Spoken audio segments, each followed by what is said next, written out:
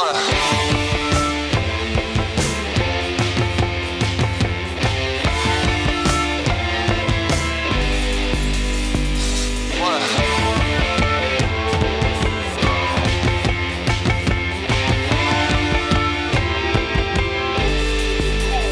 après-midi, Central.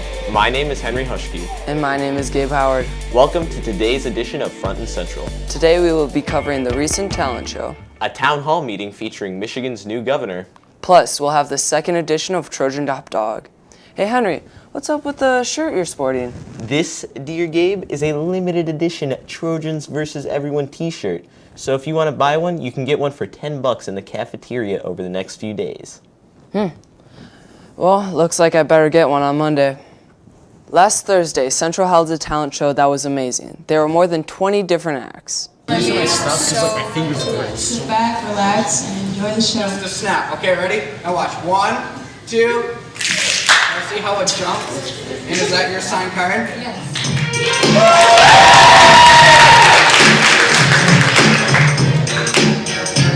My job, didn't see what's going on, but now I know.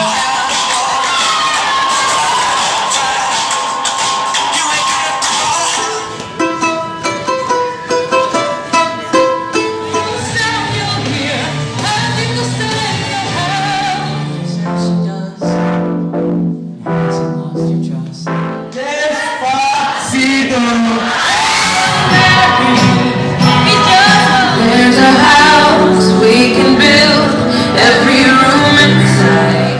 I'm sure as you guys know, my name is Mr. Las Vegas.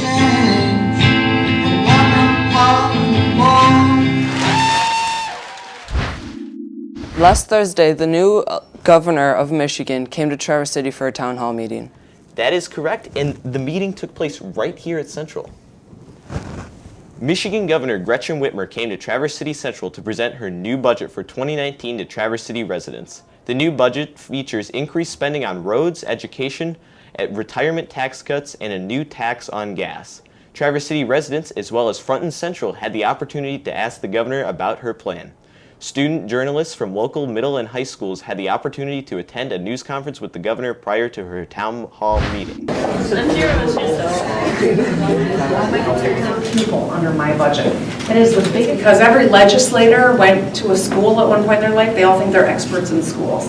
And so rarely do they actually listen to teachers and administrators to live and to raise a family. It means that we've got a lot of work to do.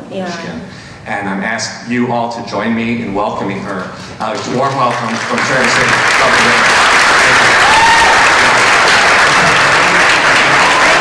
So I'm getting around the state presenting my budget to the public so that you can see what I'm trying to do and have the chance to ask some questions so that we operate from a factual point where we have a discussion about where we're headed. And of course, my budget is called the Road to Opportunity because I just can't stop talking about those damn roads, right? When you don't make a bold investment in infrastructure, we fall to 65% in just 2 years.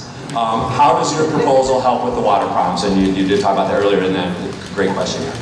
Well, I appreciate, we're so fortunate to have all this water in Michigan. And Did you ask the governor any questions, Henry? I did. In fact, I got a selfie with the governor as well. That's super awesome. Hey Gabe, have you heard that the BGQ is accepting submissions for its final senior edition? Really? Can I submit something? Are you a senior? No. Well, then what do you think? Come on, Gabe. Well, if you are a senior, the BGQ needs you to complete their senior survey. Check your email for the survey link below. Seems kind of strange that I can't submit something. I guess it's a little strange, but have you ever looked around Central? It's full of strange things. Oh yeah? Like what? Well, do you know why our yearbook is called The Pines and not something like the Black and Gold or the Trojan Tracker or something like that? I'm stumped. Well, I was too, so I decided to investigate. This is the beginning of a new segment called What in the hall is that? First, I decided to ask some students.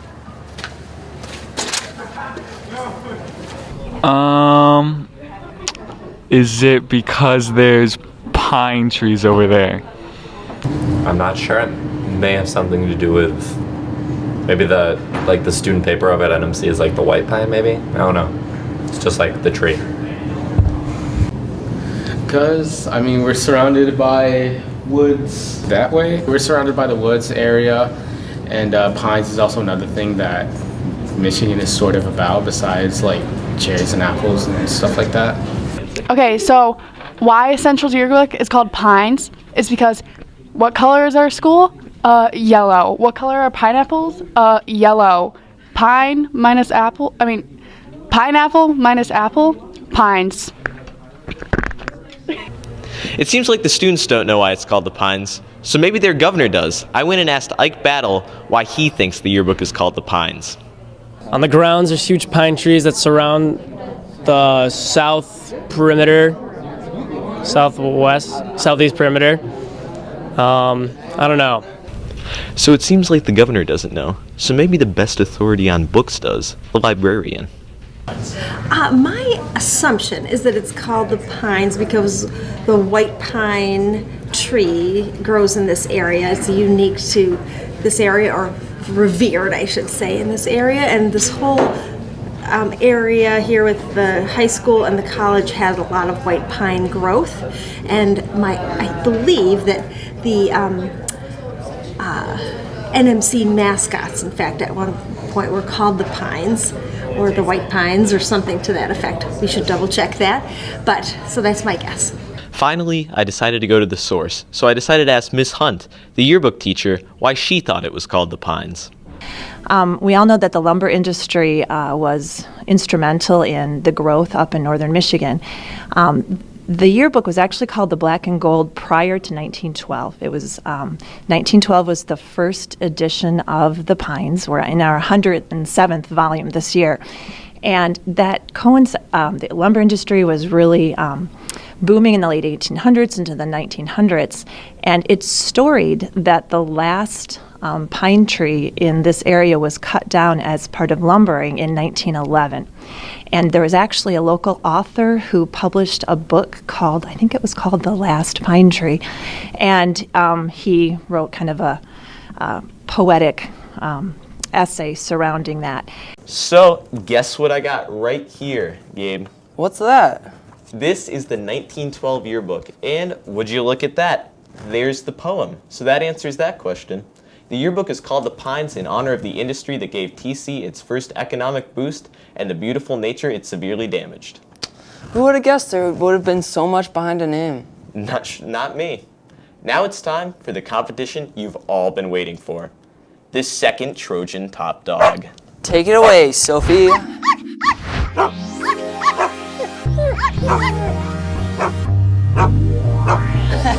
I just came that way. Hello Trojans, and welcome back to round 2 of Trojan Top Dog. We have a fresh lineup of contestants today. Mr. Hester, do you have any prior experience in architecture by any chance? Nope. None at all? None at all. Okay. And then, what are your feelings about heights, Ms. Kosh? I have no problem with heights. That will Roller be coasters. very helpful for today. Okay. And Mr. Barron, what would you say is your favorite way for students to study?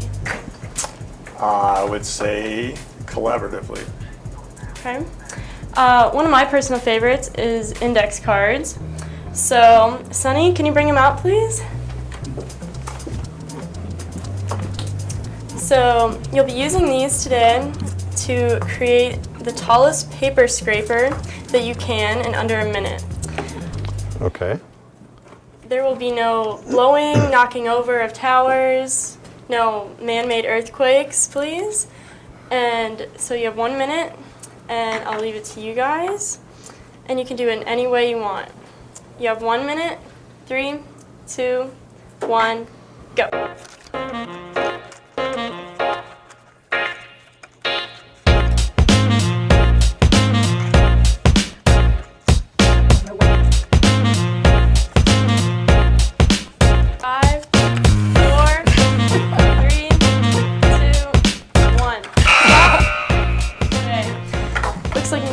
Had a little bit of problems in the end. Little bit. See, these are pretty close. We might need to get out the meter stick. So Mr. Hester, your scraper measures up to about 17.5 inches. Okay. Congratulations. And Mr. Barron, let's see. About 20.5 inches. You're gonna measure Mr. Tom. That's okay. We have another Trojan top dog, Mr. Barron. Congratulations, you built the most architecturally sound skyscraper today, paper scraper. So congratulations, your trophy will be delivered to you later in the week. Can't wait to have a barking dog. That's a wrap for Trojan Top Dog. Thanks for watching, and we'll see you next time. Well done, well done. Nice job. Well done. Thanks. Okay, we're headed out to Mr. Barron's room. Luckily, it's not too cold, but I think he's gonna be really excited.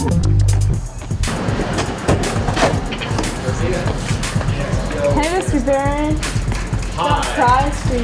We got a prize. Yeah. Wow. This is for you. Yeah. It's Trojan official. Top Dog. I am the top dog. Woof woof.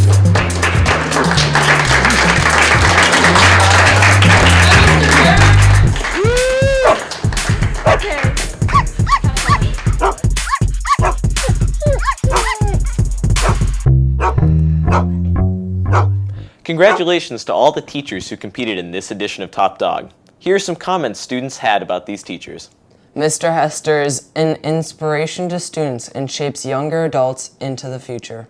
Mr. Hester gave me a family of friends, and I couldn't have been the person I am today without him. He's an amazing teacher and has taught me so much about my music and abilities. He challenges all of his students to become better, not only at their instruments, but at many aspects of being a student. Mr. Barron is an inspiration to all and makes us better people every day. We all feel challenged but enlightened in class. He is always nice and helpful to his students. Mr. Barron is a chill teacher. He is amazing and very funny and extremely passionate. Mr. Barron always goes above and beyond to be helpful all year. Mrs. Kosh is the best flippin' teacher ever, and she really helped me grow academically. Not to mention, she's a super kind person. Coming in freshman year was kind of intimidating, but Mrs. Kosh was very welcoming to everyone and made everyone who had her ready for high school. She made sure we would succeed. She didn't go easy on us in the slightest, but it was my favorite class, and Mrs. Kosh will always be my favorite teacher. Congrats, Mr. Barron. We'll be seeing you in the championship round. That's going to do it for today's edition of Front and Central. Turn in next time to learn about prom and get some updates on the Central sports scene. A biento.